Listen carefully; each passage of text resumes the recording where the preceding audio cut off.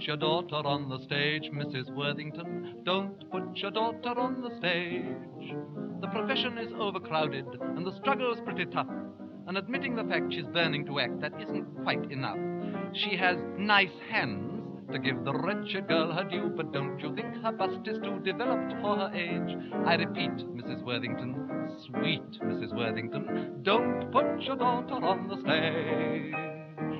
Regarding yours, dear Mrs. Worthington, of Wednesday the 23rd, although your baby may be keen on a stage career, how can I make it clear this is not a good idea for her to hope, dear Mrs. Worthington, is on the face of it absurd.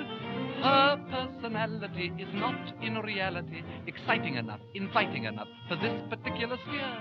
Don't put your daughter on the stage, Mrs. Worthington. Don't put your daughter on the stage. She's a bit of an ugly duckling, you must honestly confess, and the width of her seat would surely defeat her chances of success.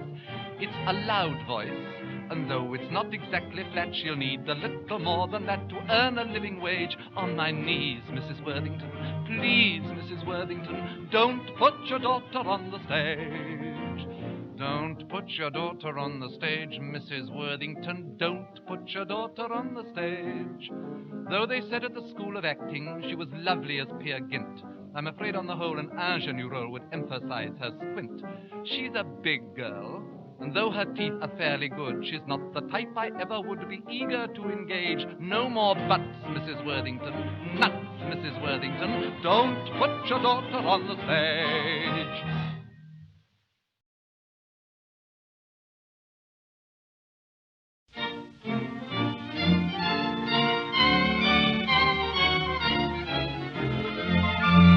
Don't let's be beastly to the Germans.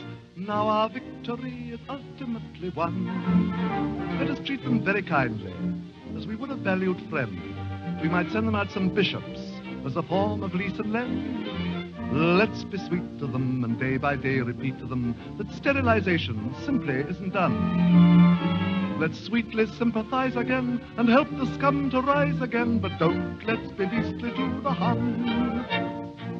We must be kind, and with an open mind, we must endeavor to find a way to let the Germans know that now the war is over, they are not the ones who have to pay. We must be sweet, and tactful, and discreet, and now they've suffered defeat, we mustn't let them feel upset or ever get the feeling that we're cross with them or hate them.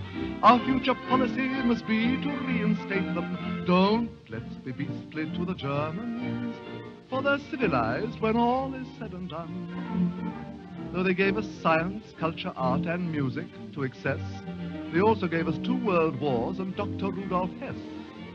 Let's be meek to them and turn the other cheek to them, and try to arouse their latent sense of fun. Let's give them full air parity and treat the rats with charity, but don't let's be beastly to the Hun. Don't let's be beastly to the Germans, for you can't deprive a gangster of his gun.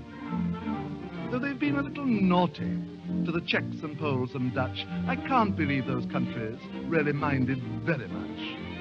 Let's be free with them and share the BBC with them. We mustn't prevent them basking in the sun. Let's soften their defeat again and build their bloody fleet again, but don't let's be beastly to the Hun.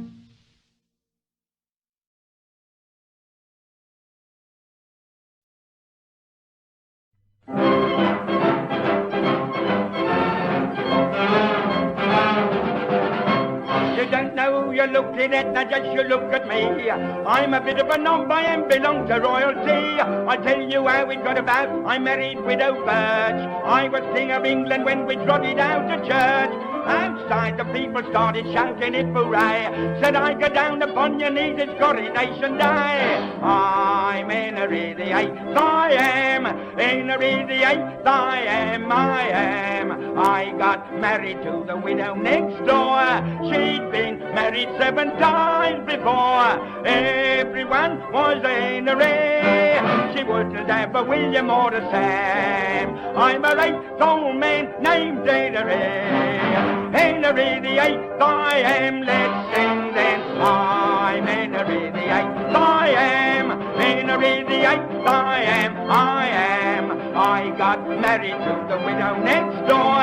She'd been married 7 times before. Everyone was a Henry. She wouldn't have a Billy or a Sam. I'm a right old man named Henry. Henry the Eighth I am.